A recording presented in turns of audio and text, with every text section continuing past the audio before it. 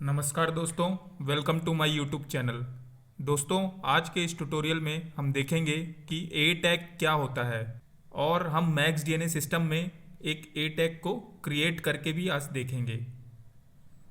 तो friends, max DNA system में हम ए टैग या एनालॉग टैगर एटॉमिक ब्लॉक का इस्तेमाल किसी भी फील्ड के एनालॉग पॉइंट को टैग नेम देने के लिए, स्केलिंग करने के लिए या अलार्मिंग फैसिलिटीज़ प्रोवाइड करने के लिए और उस फील्ड इनपुट एनालॉग पॉइंट को फोर्स करने के लिए करते हैं। यहाँ पे एक बात आप नोट करें, जितने भी एनालॉग पॉइंट्स को हम बफर में एड्रेस प्रोवाइड करते हैं उतने ही एनालॉग टैग हमें क्रिएट करने पड़ते हैं।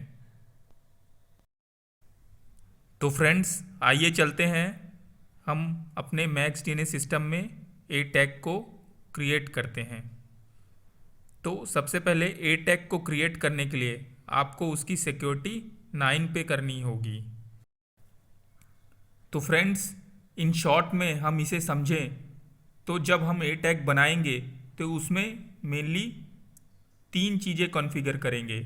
पहला, उसका टैग नेम एंड एड्रेस, दूसरा उसकी स्केलिंग करेंगे और तीसरा उसकी अलार्म्स एंड लिमिट्स को सेट करेंगे।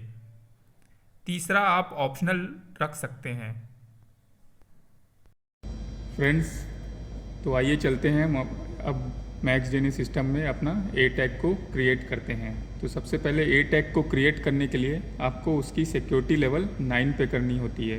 तो चलिए हम इसे अपनी सिक्योरिटी लेवल 9 पे कर देते हैं। पहले आपको ये 0 जो दिख रहा है इस पर आपको क्लिक करना है। उसके बाद ये जो बाईपास मोड दिख रहा है आपको 9 नंबर पे, इस पे आपको क्लिक करना है और उसके बाद यहाँ पे आपको अपना पासवर्ड डालना है। पासवर्ड डालने के बाद आपको इसमें एंटर करना पड़ेगा और आप देखेंगे कि आपका यहाँ पे सिक्योरिटी लेवल 9 पे आ चुका है। सिक्योरिटी लेवल 9 पे आने के बाद आपको विंडोज़ बटन दबाना है और ऑल प्रोग्राम्स में जाना है। ऑल प्रोग्राम्स में जाने के बाद आपको मैक्स डीएनए में जाना है। मैक्स डीएनए में जाने के बाद आपको मैक्स व्यू एडिटर में जाना है। जब आप मैक्स व्यू एडिटर को क्लिक करेंगे तो आपको मैक्स व्यू एडिटर की मेन स्क्रीन ओपन हो जाएगी। इसको आप फुल स्क्रीन में कर सकते हैं। उसके बाद यहाँ पे आप देखेंगे कि आपको ब्राउज कॉन्फ़िगरेशन का एक ऑप्शन दिख रहा है। तो ब्राउज कॉन्फ़िगरेशन के ऑप्शन को आपको क्लिक करना है। उसके बाद यहाँ पे आपको ऑनलाइन कॉन्फ़िगरेशन का एक ऑप्शन दिखने लगेगा। इसमें आप प्लस साइन दबाकर इसे एक्सटेंड कर सकते हैं। उसके बाद यहाँ पे आपको वेरियस ऑप्शंस देख सकते हैं कि आपको यहाँ पे वेरियस ऑप्शंस दिया गया है। उसके बाद आपको HIDs बाई स्टेशन में जाना है और जिस भी DPU में या जिस भी स्टेशन में आपको ए टैग बनाना है उसे आप यहाँ से सेलेक्ट कर सकते हैं। जैसे मैं बनाता हूँ, मुझे CRE 22 में बनाना है तो मैं CRE 22 में जाऊँगा और जिस भी लॉजिक में आपको ए टैग बनाना है तो वहाँ पे उसको आप क्लिक कर सकते हैं। क्लिक करने के बाद आपको ये स्क्रीन दिखेगी। उसके बाद यहाँ पे आपको ऐड DPU ऑब्जेक्ट को क्लिक करना है। तो जब आप ऐड DPU ऑब्जेक्ट को क्लिक करेंगे तो आपको एक विंडो खुलेगी जिसमें आप बाई अल्फ़ाबेटिकल वाइज और by category wise function blocks को देख सकते हैं। बाई फंक्शन से मैं जनरली जाता हूं और बाई फंक्शन से जाने पे आप अल्फ़ाबेटिकल अगर आपका चूज़ रहेगा तो आपको यहाँ पे एक ए टैग का फंक्शन ब्लॉक दिख जाएगा। तो ए टैग को आप यहाँ पे क्लिक करेंगे और उसके बाद ओके का बटन दबाएंगे और स्क्रीन पे जहाँ पे आपका खाली स्पेस है वहाँ पे क्लिक कर देंगे। तो आप देखेंगे कि यहाँ पे आपका ए टैग क्रिएट हो चुका है। आप थोड़ा इसे जूम कर लीजिए। यहाँ पे आपको जूम का ऑप्शन दिखेगा तो इसे डाउन एरो बटन दबा के आप इसे जूम कर सकते हैं। ठीक है, आपका ए टैग तो क्रिएट हो चुका है, लेकिन क्रिएट होने के बाद इसे हमें कॉन्फ़िगर भी करना पड़ता है।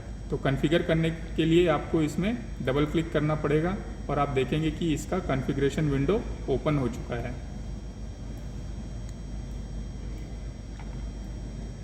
तो बेसिकली जैसा मैंने पहले बताया था कि बेसिकली हमको 3 चीज़ें कॉन्फ़िगर करनी पड़ती है। सबसे पहला उसका टैग नेम और एड्रेस देना पड़ेगा, सेकंड में स्केलिंग करेंगे और तीसरे में हम उसको अलार्म कैपेबिलिटीज़ प्रोवाइड करेंगे। अलार्म कैपेबिलिटीज़ ऑप्शनल है, आप चाहे तो उसे कर सकते हैं चाहे नहीं। तो चलिए हम अपने ए टैग को एक टैग नेम देते हैं सबसे पहले। तो मान लेता हूँ मैं इसे टेस्ट अंडरस्कोर ए टैग, ये नाम से मैं अपना ए टैग को क्रिएट कर लेता हूँ और ओके बटन दबा देता हूँ। और मैं मानता हूँ कि ये मेरा प्रेशर का टैग है, तो प्रेशर का टैग है तो उसी हिसाब से आपको यहाँ पे उसकी यूनिट्स देनी पड़ेगी। तो आप उसकी यूनिट्स दे दीजिए यहाँ पे केजी पर सेंटीमीटर स्क्वायर और एंटर कर दीजिए। तो यहाँ पे आप देखेंगे कि आपका ए टैग भी क्रिएट हो चुका है और आपने यूनिट्स भी दे दी है। अब शॉर्ट डिस्क्रिप्शन आपको यहाँ पे देना है कि इसका एप्लीकेशन क्या है। ये हालांकि ऑप्शनल रहता है, लेकिन आप इसे शॉर्ट डिस्क्रिप्शन दे दीजिए ताकि आपको पता लगे कि ये किस एप्लीकेशन में लगा हुआ है। तो चलिए इसका शॉर्ट डिस्क्रिप्शन में डाल देता हूँ, जैसे कि प्रेशर एट पंप आउटलेट, ये मेरा शॉर्ट डिस्क्रिप्शन हो गया और मैं इसे ओके कर देता हूँ। अब आप यहाँ पे देखेंगे कि यहाँ पे एक जी नेम है, तो जी नेम में भी आप ये जो टैग आपने बनाया है यही टैग को आप कॉपी कर लीजिए और इसके जी नेम पे पेस्ट कर दीजिए। ठीक है, अब आप यहाँ पे देखेंगे कि आपको एक डिस्क्रिप्शन टैग दिख रहा है। तो शॉर्ट डिस्क्रिप्शन आपको वहाँ पे दिखेगा, जैसे इसके ए टैग का जो पॉपअप बनेगा तो शॉर्ट डिस्क्रिप्शन आपको वहाँ पे दिखेगा, क्योंकि वहाँ पे स्पेस कम रहता है पॉपअप में, इसलिए आपको शॉर्ट डिस्क्रिप्शन वहीं पे दिखेगा। जो लॉन्ग डिस्क्रिप्शन होगा, जैसे कि हॉरिजॉन्टल विंडो में के नीचे आपको अगर देखना है तो वहाँ पे आपको ये लॉन्ग डिस्क्रिप्शन दिखेगा। तो यहाँ पे आपको लॉन्ग डिस्क्रिप्शन उसका डालना है। जैसे मैं यहाँ पे डाल देता हूँ pressure at makeup pump 1 outlet और इसे ओके कर देता हूँ। तो आप देखेंगे कि यहाँ पे मेरा डिस्क्रिप्शन आ चुका है। हाँ, जब आपने अपना टैग नेम डाल लिया है और डिस्क्रिप्शंस डाल लिए हैं, उसके बाद आपका काम है कि आप उसको एड्रेस प्रोवाइड करें। तो एड्रेस प्रोवाइड करने के लिए आप उसके इन कंट्रोल वैल्यू में जाते हैं और ये जो इनपुट देख रहे हैं आप, यहाँ पे आपको डबल क्लिक करना है और उसका जहाँ पे भी आपने अपना प्रेशर का कनेक्शन कर रखा है उसका एड्रेस यहाँ पे टाइप करना है।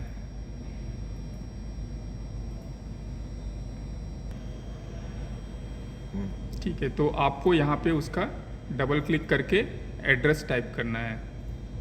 तो यहाँ देखेंगे आपको एड्रेस में पैनल नंबर देना पड़ता है, रैक देना पड़ता है, मॉड्यूल देना पड़ता है और कौन से चैनल में आपने कनेक्ट किया है वो देना पड़ता है। तो मैंने अपने टैग का एड्रेस यहाँ पे दे दिया है और मैं इसे ओके करता हूँ। तो आप देखेंगे कि जो बैड वैल्यूज़ पहले आ रही थी अब वो सब गुड हो गई हैं और देखिए मेरा आउट में -0.5 आने लगा है। दैट मीन्स आपका जो एनालॉग पॉइंट है वो सही कॉन्फ़िगर हो गया है और आपके कनेक्शंस जो हैं वो प्रॉपर हैं। अब जब आपने उसका एड्रेस प्रोवाइड कर दिया है तो आपका तीसरा काम बनता है कि उसकी स्केलिंग करें। जो आपका प्रेशर का जो टैग है, जो इंस्ट्रूमेंट आपका फील्ड में लगा हुआ है, सबसे पहले आपको उसकी रेंज पता होनी चाहिए। मेरी रेंज मुझे पता है 0 to 1000 mm वाटर कॉलम की है मेरे प्रेशर की। तो मैं अपना जो स्केलिंग करूँगा वो 0 से 1000 के बीच करूँगा। तो मेरा यहाँ आप देख सकते हैं लिमिट रेंज लो, यहाँ पे आपको लो वैल्यू डालनी है। आप डबल क्लिक करेंगे और 0 एंटर कर देंगे और ओके कर देंगे। और यहाँ पे आप देखेंगे लिमिट रेंज हाई, यहाँ पे आपको उसकी हाई वैल्यू डालनी है। जैसे मेरा ये 1000 mm वाटर कॉलम का है तो मैं यहाँ पे अपना 1000 डाल देता हूँ और ओके कर देता हूँ। तो आप देखेंगे यहाँ पे आपको रेंज सेट हो गई है, लो रेंज और हाई रेंज। आपने रेंज सेट कर ली, लेकिन रेंज जब ही अप्लाई होंगी जब आप स्केल एनेबल करेंगे। तो आपको यहाँ पे स्केल एनेबल भी करनी है। आप देख रहे हैं अभी आपका स्केल एनेबल फॉल्स पड़ा हुआ है, इसे आपको ट्रू में करना पड़ेगा। तो ये मैंने ट्रू कर दिया। तो आप देखेंगे आपकी अब जो वैल्यूज़ आउटपुट निकलेंगी वो आपके रेंज के अकॉर्डिंग उसकी आउटपुट निकलेगी। ए टैग ब्लॉक में हमारी 3 तरह की आउटपुट्स निकलती हैं। एक सिंपल आउटपुट जो आप यहाँ देख रहे हैं आउट से डिनोटेड है, एक कॉम्प्लेक्स आउटपुट जिसे आप यहाँ देख रहे हैं आउट CTL, और एक तीसरा है परसेंटेज आउटपुट आउट PCT जो आप यहाँ देख रहे हैं ये वैल्यू आ रही है। तो इस ब्लॉक में हमारी 3 तरह की आउटपुट निकलती हैं। आइए अब हम चलते हैं हमारा जो ऑप्शनल फीचर है कि अलार्म्स की लिमिट को सेट करना। आप इस ब्लॉक से इस ए टैग को की अलार्म्स की लिमिट को सेट कर सकते हैं और अलार्म डिस्प्ले में इसका अलार्म देख सकते हैं।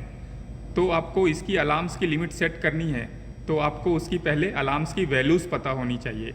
जैसे यहाँ पे आप देख सकते हैं अलार्म के लिए लिमिट हाई है, तो हाई की वैल्यू आप कितने पे अलार्म देना चाहते हैं वो वैल्यू आपको यहाँ पे डालनी पड़ेगी। जैसे मैं अपना जो टैग है मेरा उसको मैं चाहता हूँ कि मेरे 700 पे अलार्म आए, तो 700 मैंने यहाँ पे डाल दिया और ओके कर देता हूँ। तो आप देखेंगे कि जो मेरा हाई जब भी ये लिमिट के क्रॉस करेगा मेरा प्रेशर पॉइंट तो वो हाई का अलार्म देगा। सेम आप लो पे अलार्म चाहते हैं तो लो पे आप अलार्म सेट कर सकते हैं। मानता हूँ मैं लो पे 300 पे अलार्म आएगा। यहाँ जब आपने अलार्म्स की लिमिट दे दी है, अब अलार्म्स की लिमिट देने के बाद आपको इन अलार्म्स को एनेबल भी करना पड़ेगा।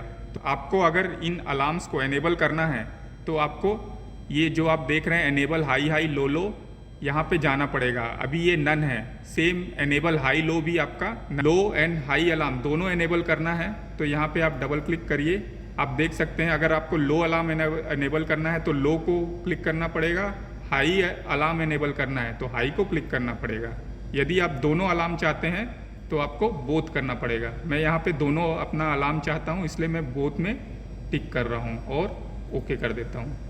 फ्रेंड्स, आपने एनेबल हाई हाई और लो लो में 2 ऑप्शंस और देखे होंगे, डेल्टा और रिपीटेटिव डेल्टा। यदि आप यहाँ पे डेल्टा सेलेक्ट करते हैं और ओके कर देते हैं तो यहाँ पे आपको डेल्टा हाई और डेल्टा लो की वैल्यू डालनी पड़ेगी। डेल्टा हाई और डेल्टा लो का मतलब ये होता है कि मान लीजिए मैं डेल्टा वैल्यू यहाँ पे 1 डाल देता हूँ हाई में, और यदि आपका जो एनालॉग पॉइंट है वो 1 के ऊपर जाता है, 1 वैल्यू एक्सीड करता है तो वो, और डेल्टा वैल्यू अगर आपका एनेबल है यहाँ पर हाई वाला तो वो राइजिंग में अलार्म दे देगा। यदि आप डेल्टा लो में 1 सेट कर देते हैं तो जब आपका एनालॉग पॉइंट फॉलिंग में जा रहा होगा और 1 डाउन हो रहा होगा तो 1 के नीचे वो अलार्म डिस्प्ले में आपको अलार्म क्रिएट कर देगा। तो यही डेल्टा मतलब लो अलार्म्स के लिए होता है, लो वैल्यूज़ के लिए होता है, इसलिए आप यहाँ पे लो वैल्यूज़ को ही सेट करें।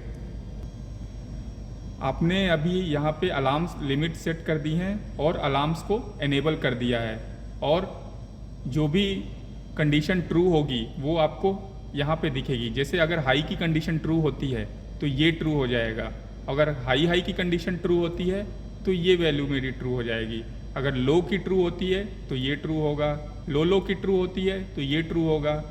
और यदि आपने रेंज से एक्सीड कर रहा है तो रेंज हाई वाला ट्रू हो जाएगा, अगर रेंज लो से नीचे जाती है मेरी वैल्यू तो लो वाला ट्रिप हो जाएगा। अभी देखिए मेरा रेंज लो ट्रू है क्योंकि मेरी अभी वैल्यू माइनस में निकल रही है आउटपुट। ठीक है, अब आपने अलार्म लिमिट्स भी सेट कर दी है और अलार्म्स को एनेबल भी कर दिया है। इसके बाद आपको काम करना है कि आपका अलार्म का बिहेवियर कैसा रहेगा। अलार्म के बिहेवियर को सेट करने के लिए आप यहाँ देख सकते हैं कि अलार्म बिहेव का एक एट्रीब्यूट है, इसमें आपको डबल क्लिक करना है और आप देख सकते हैं यहाँ पे आपको 5 ऑप्शंस दिखेंगे। तो पहला 0 जो कि रिटर्न टू नॉर्मल अलार्म है, जिसमें आपका अलार्म यदि लिमिट्स के बियॉन्ड है तो वो जब तक रहेगा अलार्म डिस्प्ले में जब तक वह लिमिट्स के बियॉन्ड है, यदि वो विद इन लिमिट्स आ जाता है तो वो हट जाता है। दूसरा ऑप्शन है create a normal alarm, create a normal alarm if acknowledge alarm clears. यह ऑप्शन आपको जब चूज़ करना है यदि आपको अलार्म आता है और आपको एक्नॉलेज करने पर ही अलार्म क्लियर हो। नेक्स्ट तीसरा ऑप्शन है auto acknowledge alarm when cleared. तीसरा ऑप्शन आपको तब चूज़ करना है जब आप चाहते हो कि अलार्म आकर अपने आप ऑटो एक्नॉलेज हो जाए और क्लियर हो जाए, इवन इफ वो अनएक्नॉलेज्ड है ऑपरेटर के थ्रू। फोर्थ ऑप्शन है create a normal alarm and auto acknowledge. चौथा ऑप्शन आपको जब चूज़ करना है कि जब आपका अलार्म आकर ऑटो एक्नॉलेज हो जाए, और इसमें 1 और 2 की दोनों प्रॉपर्टीज़ रहेंगी। फिफ्थ ऑप्शन आपको जब चूज़ करना है जब आपको सिर्फ उसे लॉक करवाना है और कुछ नहीं करना है, जैसे क्लियर करना या एक्नॉलेज करना। इसमें मैं अपना create a normal alarm if acknowledge alarm clears को सेलेक्ट कर लेता हूँ और ओके करता हूँ। ठीक है। अलार्म बिहेवियर सेट होने के बाद आपको दूसरा काम करना है उसकी सीवीआरटी को सेट करना। तो यहाँ आप देख सकते हैं अलार्म सीवीआरटी का एक एट्रीब्यूट है। इसमें आप जब डबल क्लिक करेंगे तो आपको यहाँ 1 से 5 तक सीवीआरटी दिखाई देंगी। इस एट्रीब्यूट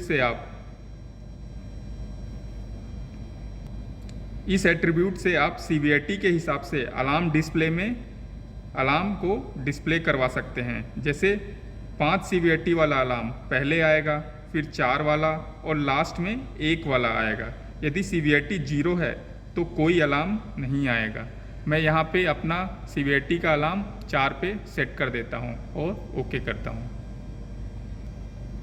यदि आप न्यूसेंस अलार्म को हटाना चाहते हैं, यदि फॉल्स अलार्म्स को आप हटाना चाहते हैं, तो यहाँ पे आप अलार्म का डिले सेट कर दीजिए। मान लीजिए मैं यहाँ पे अपने अलार्म का डिले 2 सेकेंड डाल देता हूँ और ओके कर देता हूँ। तो जो भी फॉल्स अलार्म आएंगे विदिन 2 सेकेंड्स के अंदर अंदर वो लॉग नहीं होंगे। इसके बाद आप यहाँ पे एक ऑप्शन देख सकते हैं हाई कटआउट का। जब यह इनपुट ट्रू होगा तो वो सभी हाई लिमिट अलार्म्स को डिसेबल कर देगा। तो यहाँ पे आप यदि किसी इनपुट को देंगे तो और यदि वो ट्रू होता है तो हमारे हाई वाले अलार्म्स कटआउट हो जाएंगे। सेम आपको यहाँ पे लो कटआउट वाला एट्रीब्यूट दिख रहा है। आप यदि लो कटआउट के सामने यहाँ पे कोई इनपुट दे देंगे और यदि वो ट्रू हो जाता है तो लो कटआउट वाले अलार्म्स हमारे डिसेबल हो जाएंगे। एक एट्रीब्यूट आपको यहाँ पे दिख रहा होगा री अलार्म टाइम। ये एट्रीब्यूट आपको स्नूज अलार्म क्रिएट करने के लिए होता है। यहाँ पे अगर आप उसका टाइम डालना चाहते हैं तो यहाँ पे आप टाइम डाल सकते हैं कि कितनी देर बाद आपका अलार्म स्नूज हो। आप एक एट्रीब्यूट यहाँ पे देख रहे हैं रेंज क्लैम्प। रेंज क्लैम्प को यदि आप ट्रू करते हैं तो जो आपका एनालॉग पॉइंट है वो 0 से 1000 के बीच ही रहेगा और मैक्सिमम आपका आउटपुट 1000 ही निकालेगा और लोअर में 0 निकालेगा। अब यहाँ पे हमने अपने ए टैग को पूरी तरीके से कॉन्फ़िगर कर लिया है और इसके बाद हम अपना क्रॉस बटन दबा देते हैं और आप देखेंगे कि हमारा ए टैग पूरी तरह से कॉन्फ़िगर हो चुका है। अब इस ए टैग को हम अपने मैक्स व्यू रन टाइम में देखते हैं। तो इसको मैं मिनिमाइज़ करता हूँ और इस हॉरिजॉन्टल विंडो में आपको अपना ए टैग को डालना पड़ेगा। जैसे मेरे ए टैग का नाम क्या था, टेस्ट अंडरस्कोर ए टैग, और ओके करना है। तो आप देखेंगे यहाँ पे आपको लॉन्ग डिस्क्रिप्शन दिख रहा है जिसकी मैंने बात की थी, pressure at makeup pump 1 outlet, जो हमने लॉन्ग डिस्क्रिप्शन में लिखा था। शॉर्ट डिस्क्रिप्शन आपको कहाँ दिखेगा, इसके पॉपअप में। आप इसको क्लिक करेंगे तो यहाँ आप देखेंगे कि उसका पॉपअप खुल चुका है और उसकी रेंज वैल्यूज़ यहाँ आपको दिखाई देगी 0 to 1000, और ये शॉर्ट डिस्क्रिप्शन आपको यहाँ पे उसका दिख रहा है। एक ए टैग में हमारे जनरली 2 मोड्स होते हैं, नॉर्मल मोड और एक फोर्स मोड। फोर्स मोड से आप इस एनालॉग पॉइंट के आउटपुट को फोर्स कर सकते हैं। इन केस आपको ये वैल्यू फोर्स करनी है तो आपको यहाँ पे सीवीआईटी लेवल 9 पे होनी चाहिए और फोर्स वैल्यू आपको यहाँ पे प्रोवाइड करनी पड़ेगी। फोर्स वैल्यू के लिए आप मान लेते हैं हम यहाँ पे उसको 300 में फोर्स करना चाहते हैं, तो मैंने यहाँ पे 300 दिया और ओके कर दिया। तो आप देखेंगे फोर्स वैल्यू मेरी यहाँ पे आ गई है, लेकिन वैल्यू अभी फोर्स नहीं हुई है। इसको फोर्स करने के लिए आपको फोर्स मोड की बटन को दबाना पड़ेगा। तो मैं यहाँ चलिए दबा देता हूँ, तो यहाँ आप देख लीजिए कि मेरी वैल्यू फोर्स हो चुकी है। तो हमारे ए टैग में जो दो मोड्स होते हैं वो होते हैं, एक नॉर्मल मोड और एक दूसरा फोर्स मोड। ये देख सकते हैं कि आप यहाँ पे जो एन था पहले वो एफ में बदल चुका है। इसका मतलब ये है कि ये वैल्यू अब फोर्स हो चुकी है। आपको इसे नॉर्मल करना है तो वापस से ये फोर्स मोड का बटन आपको दबाना पड़ेगा। तो आप देखेंगे कि आपकी वैल्यू नॉर्मल हो चुकी है। एन मतलब नॉर्मल। तो दोस्तों आपने देखा कि हम मैक्स डीएनए सिस्टम में ए टैग को कैसे क्रिएट करते हैं, और इसी के साथ हमारा ए टैग का ये वीडियो कंप्लीट होता है।